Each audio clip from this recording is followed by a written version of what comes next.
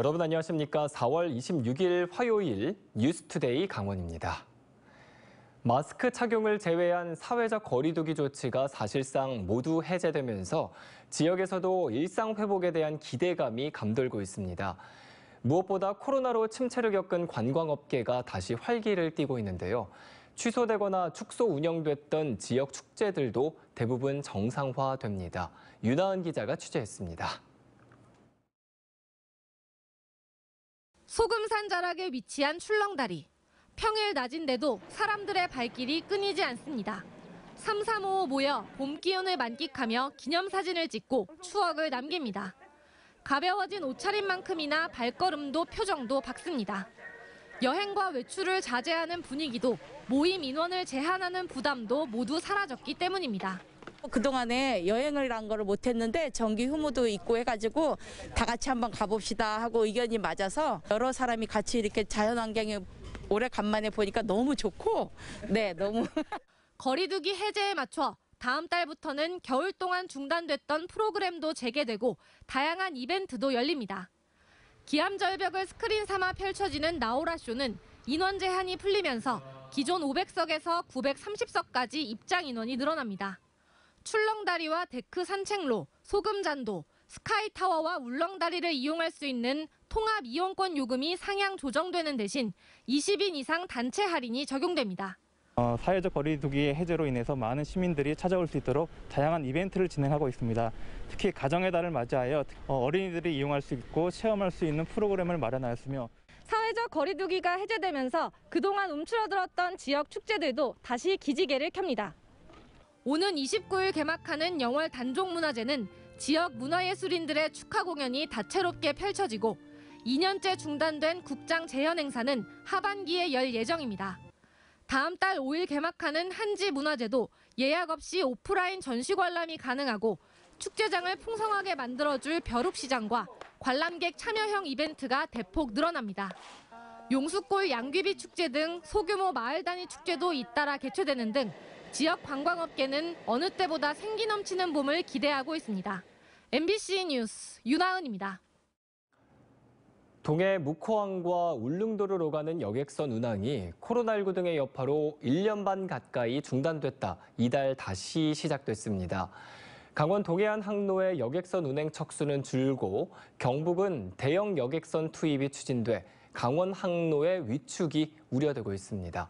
배연환 기자가 보도합니다. 여객선 터미널 입구에 관광객들의 발길이 이어집니다. 터미널 대합실도 발 디딜 틈 없이 들어찼습니다. 울릉도로 향하는 관광객들이 여객선에 하나둘 오르기 시작합니다. 너무 좋죠. 이거 위드 코리아가 코로나가 풀려갖고 이렇게 그냥 마음대로 갈 수 있어서 너무 좋아요. 살 것 같아 이제. 살 것 같아요. 숨이 쉬어져. 묵호 울릉 항로는 코로나19로 이용객이 크게 줄고 예매 취소 등이 잇따르면서 지난 2020년 11월부터 운항을 중단했습니다. 이후 1년 반 가까이 운항이 중단됐고 거리 두기 해제와 함께 관광객 수요가 늘자 여객선 운항을 다시 시작했습니다. 묵호항로가 재개되면서 강릉 등 강원권 두 곳과 경북 포항과 울진에서 각각 울릉항로가 운영되고 있습니다. 동해안에서 울릉도를 오가는 여객선 항로의 경쟁도 점차 심화될 것으로 예상됩니다. 강릉과 동해 묵호에선 당초 여객선이 2척씩 투입됐지만 현재는 두 곳 모두 한 척씩만 운영합니다. 지금 현재 시스타 11호는 울릉 독도 전용선 투입으로 인해서 감선된 상태고요. 그다음에 묵호에서 운항하는 시스타 3호는 금년도 여객 조조로 감선된 상태인데 반면 포항 울릉 항로엔 내년 상반기쯤 970명이 탈 수 있는 초쾌속 대형 여객선이 투입될 예정입니다. 또 울진 울릉 항로에는 이르면 오는 6월쯤 승객 정원 638명, 차량 200여 대를 실을 수 있는 여객선 도입이 추진되고 있습니다.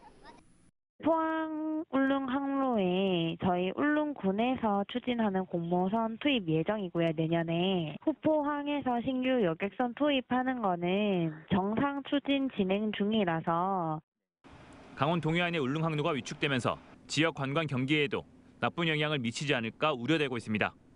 MBC 뉴스 배연환입니다. 1990년 북한이 몰래 파내려온 제4땅굴이 발견된 양구 해안면에는 지금도 지뢰 주의 표지판이 걸려 있습니다. 주민들은 1950년대 이주를 시작해 지뢰 묻힌 황무지를 비옥한 농토로 개간했는데요. 이 죽음의 땅을 사람 사는 땅으로 바꾼 그 공로가 제대로 평가받지 못하고 있습니다. 이승현 기자가 주민들의 이야기를 들어봤습니다. 양구군 해안면 펀치볼입니다. 마을의 지형이 움푹 팬 화채 그릇을 닮았다고 해서 붙여진 이름 펀치볼. 1956년과 72년 정부 정책에 따라 천여 명의 주민이 이주해오면서 만들어진 마을입니다. 65년이나 67년 그 정도 돼요. 내 친구들이 2명 있는데 요때 당시가 장비가 하나도 없고 여기는 개간할 수 있는 도구도 없었어요. 지뢰라고 적힌 붉은 편말이 철조망을 따라 펀치볼 마을을 감싸고 있습니다. 한국전쟁 당시 격전지였던 펀치볼 마을에 지워지지 않은 상흔입니다.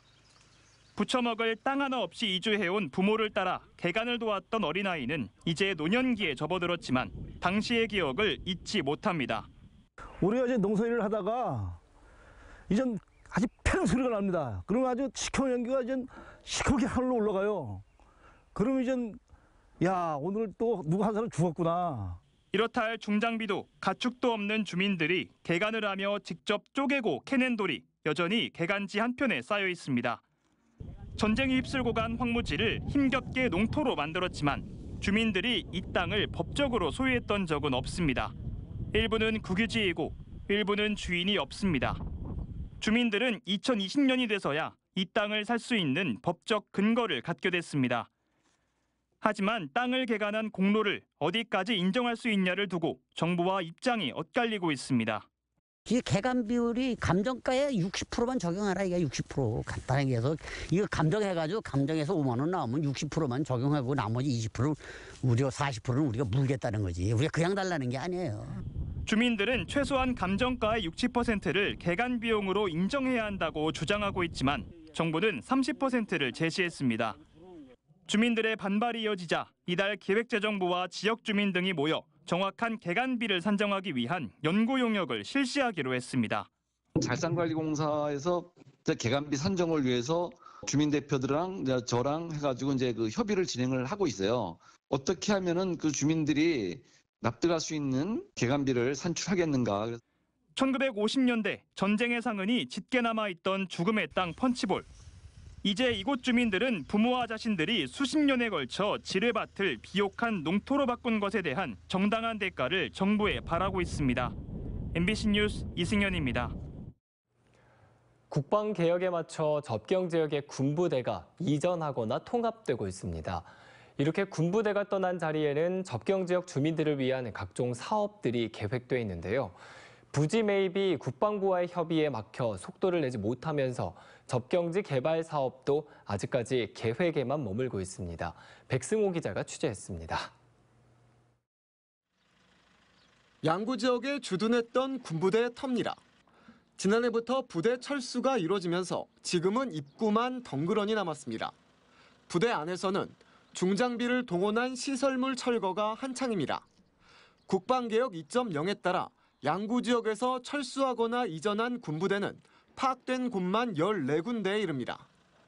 이 부대도 재작년부터 이전을 시작했습니다. 지금은 이렇게 문을 막아둔 채 출입을 막고 있습니다.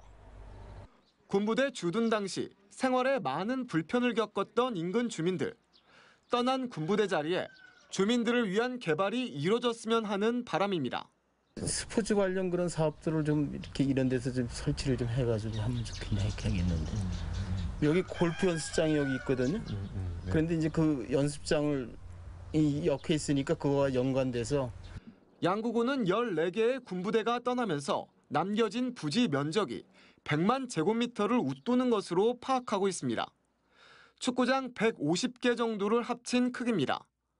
양구군은 이런 부지에 강원 호국원을 유치하고 유소년 야구장과 반려동물 테마파크, 농공단지 등을 조성할 계획을 세웠습니다. 하지만 이런 개발 사업에는 부지를 먼저 확보한 뒤 국비 등을 신청해야 하지만 국방부가 해당 부지를 양구군에 팔지 여부도 불투명하고 판다고 해도 절차가 워낙 까다로워 시간이 적지 않게 걸립니다. 포크레인이 몇 대가 와서 뜯어가지고 지금 이제 거의 다 실어내고 이제 고물만 남았어. 그렇지 아무래도 빈터가 이렇게 있으면 안 좋지. 빨리 뭐가 들어와야 좋지. 양구군은 국방부를 자극하지 말아야 한다며 별도의 입장을 내놓지 못하고 있습니다. 군부대 유후부지 문제는 양구뿐 아니라 강원도 접경 지역의 공통 현안입니다. 군부대 땅이 접경지 주민들에게 온전히 돌아갈 수 있도록 정치권의 지원 사격이 절실하다는 목소리가 높아지고 있습니다. MBC 뉴스 백소입니다. 대통령직 인수위원회가 어제 윤석열 정부 국정과제 최종안을 당선자에게 보고해 강원도 공약의 최종 반영 여부에 관심이 쏠리고 있습니다. 윤석열 정부 국정과제는 6개의 국정 목표 아래 국민에 대한 20가지 약속으로 세분화하고 하부에는 115개의 국정과제와 500개의 실천과제가 담길 것으로 알려졌습니다. 인수위는 오는 30일 마지막 확정안을 정한 뒤 5월 2일이나 3일쯤 국정과제를 발표할 예정입니다. 강원도는 당선자의 지역 공약과 지역 현안을 합쳐 40개 과제를 인수위에 전달했습니다. 6일 지방선거 광역의원 선거구 획정에 따라 기초의원 선거구 조정 작업이 마무리됐습니다. 강원도의회는 원포인트 임시회를 열고 시군의회 의원 정수 및 선거구 등에 관한 조례 일부 개정 조례안을 수정 가결했습니다. 정수가 춘천과 원주가 각각 2석, 강릉에 1석이 늘어나면서 비례 포함 169명에서 174명으로 5석이 확대됐습니다. 이에 따라 일부 변경된 선거구에 맞춰 시군의원 후보자 재조정 작업이 이루어질 예정입니다.